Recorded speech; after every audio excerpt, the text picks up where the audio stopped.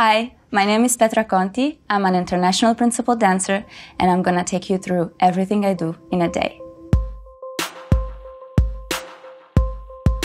Being a dancer for me is part of who I am. It's my lifestyle. It's how I present myself. I don't stop being a dancer once I'm out of the studio. Good morning.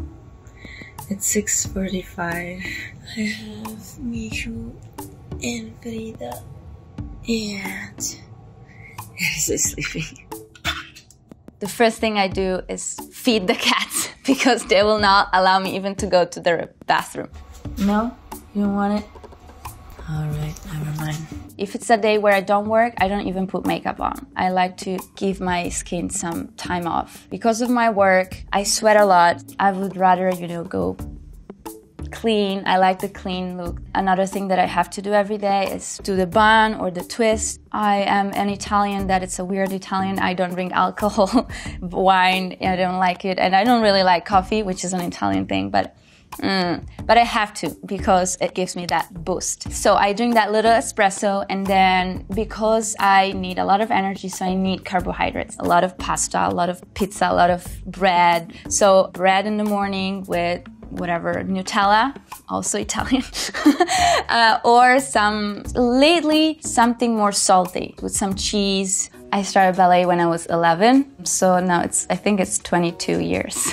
And my mom and my sister were ballerinas, were dancers. So I thought every family, is a dance family. I didn't think it was weird that my mom would sit in a split sometimes and read books for me. I felt kind of at ease, lifting the legs and dancing around, and it was super fun for me. It was never something that was out of my comfort zone. In 2013, I decided together with my husband to move to America and challenge ourselves, a new journey, a new career path, and we became principals of Boston Ballet. That was completely a different experience. In Italy, the way you're a principal dancer, you're a principal dancer until you retire. And in America, everything is very different. You get contracts every year. You can be renewed or not renewed. You really need to work hard. Today, I'm a principal dancer with Los Angeles Ballet, and I also travel internationally as a guest artist. Currently, I live sort of far away from the studio, so it takes me more than an hour to drive. Ready?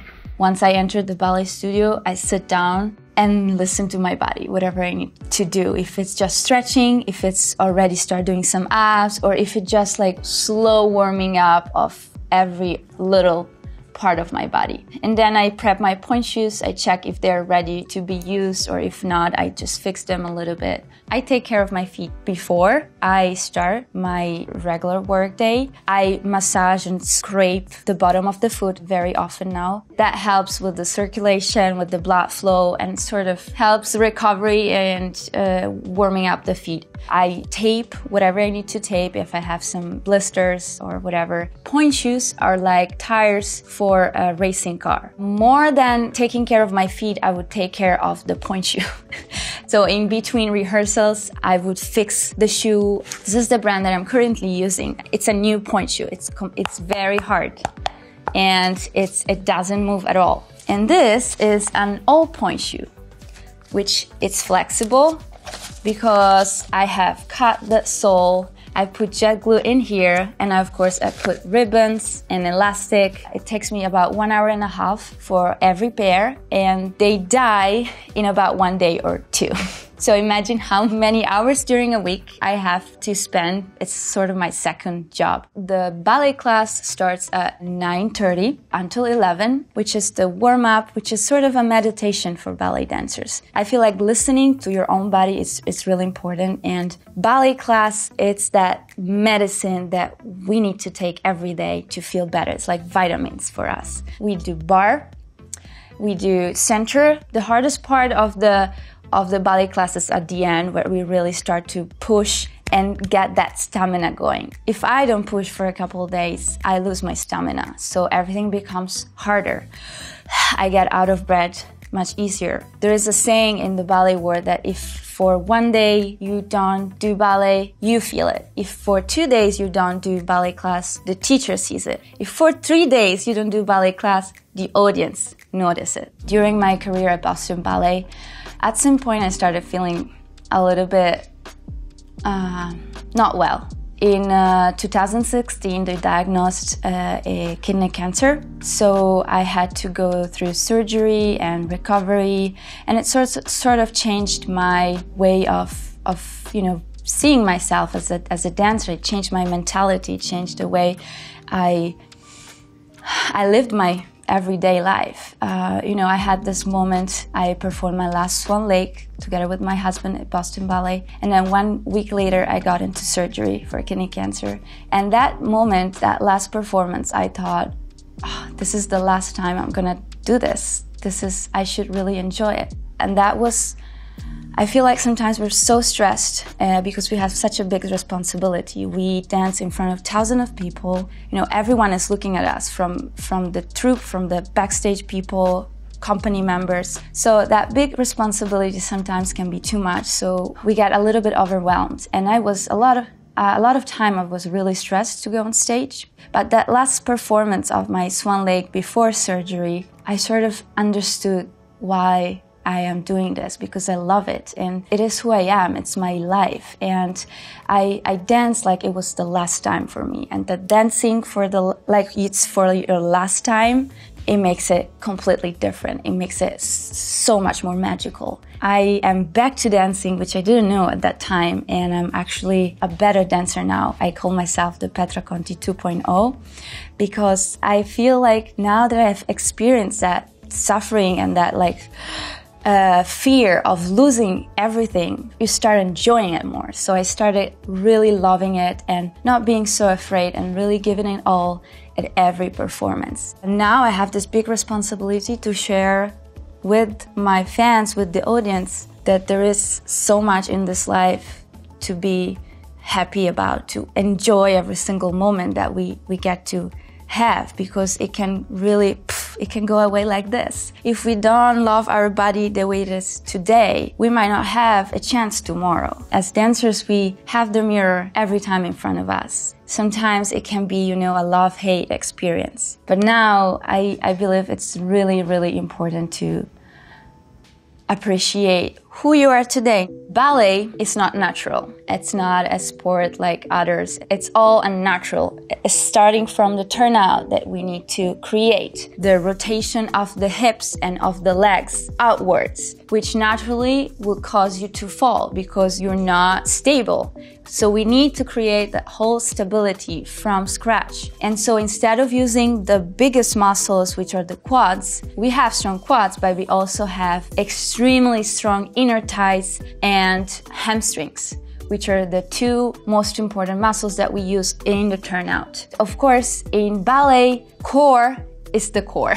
Core is so important, not only when you're doing partnering, but also when you're doing pirouettes and everything, all the balancing exercises, especially because we are on point. So another very important aspect for a ballerina like me is to have super strong feet. I needed to develop feet that feel like hands, and that's what I still work on. Sometimes I try to grab stuff with my toes. If I don't have that energy and that smoothness and that strength and that power, I can not only not jump properly, roll down through the foot, but I also cannot dance on point shoe properly. So there's a whole preparation, and it takes years for a ballerina to be able to wear point shoes. One, and sweep to it, and now walk with her. Heel, dot, dot, dot, dot, dot, dot. There's rehearsal weeks and performance weeks. So rehearsal weeks is kind of easier, a less stressful week for me, where I get to rehearse, prepare for the next upcoming performances, and also teach at Pasadena Civic Ballet. So my schedule is really full, but it's of course less stressful because I don't have any performances this week. And when I have a performance week, I get really like performance mode. So I really focus on my character. I study again and again whoever I am, my role, the personality that I have to bring on stage, and the technique that I have to excel at when I'm on stage. I don't even answer phone calls sometimes. I'm really just focused on performance mode. What I like about my work is that every day is different. There's not such a day where I have the same hours. One day I can have just 2-3 hours with my partner where I just would rehearse my solos, my variations, the partnering, the pas de deux. Some other days I might have on top of that another couple hours with the corps de ballet, which is a total different story because then you have, you know, the ensemble, the professional dancers that are also part of the ballet. And so we try to put the whole ballet together. And that's also a little bit more stressful because I have to already perform in front of the company. In between rehearsals, I take a break and have some snacks or a quick lunch, always being hungry and, you know, needing something or some banana or whatever. In between rehearsals, if I have some time off, I would go to my training room that we have at Los Angeles Ballet and I work on things that I need for that day. Massage or physical therapy is really part of the game. So my legs get super tired, my feet get super sore. So sometimes I would have to do ice bath on the feet to sort of keep that inflammation down. Leading up to a performance, of course, the rehearsal week changes. It becomes more hectic. So repeating that variation, that solo, and getting all the corps de ballet together in a studio rehearsal with everybody, sometimes already with costumes to start getting the feeling or help the partner understand if the costume is slippery or not. You get into that performance mode. My job is a big responsibility. As a principal dancer, I need to care a lot. So of course I am stressed. It's not a paralyzing stress because that would be a disaster. If I went on stage and be paralyzed from the stress of having sometimes even 15,000 people looking at me, then I would not be able to do this job. The best thing for me actually is that moment when I enter that stage and I kind of break the ice. And I like to say I feel like a fish in the water. Finally, it's my thing. I get so inspired by the audience. Sometimes it's 3 hours of performance where our character evolves, and that's the most exciting thing. It's that process which is so interesting, but only happens 100% in front of the audience. I can only fake it in rehearsal, but once I'm on stage and I really perform, the magic happens. I am not anymore just Petra. I am Petra Giselle, Petra Odette Odile, Swan Lake, or Petra whatever. I become that other person. And that's the best thing I love about ballet. And what I say every day is that for a principal dancer of my caliber, I never look for perfection because perfection doesn't exist. Not only ballet, but in this world, we're human beings and humans are imperfect. And that's what makes us great and beautiful. And in our art, that imperfection makes us unique. And 1, and 2, and 3, and 4. I believe actually that since I started teaching, I became a better ballet dancer. Just explaining every single movement and noticing all the errors, I understand much more because I can tell what's the problem with some pirouettes or stuff. I can also apply it to myself. And I absolutely adore teaching, adore sharing my experiences, my expertise, my knowledge. I think it's gonna be something that I'm gonna be doing until the day I die. Pasadena Civic Ballet, it's very nice to us, to me, because I'm not only faculty, like the main faculty, but I also can use the studios. So I can really, if I feel like I need to work more on things that I haven't worked, you know, just work on one more extra step. And most importantly, I can keep working with my husband, Aris, on new choreographies. The only time to work on these things is usually at night or during my day off.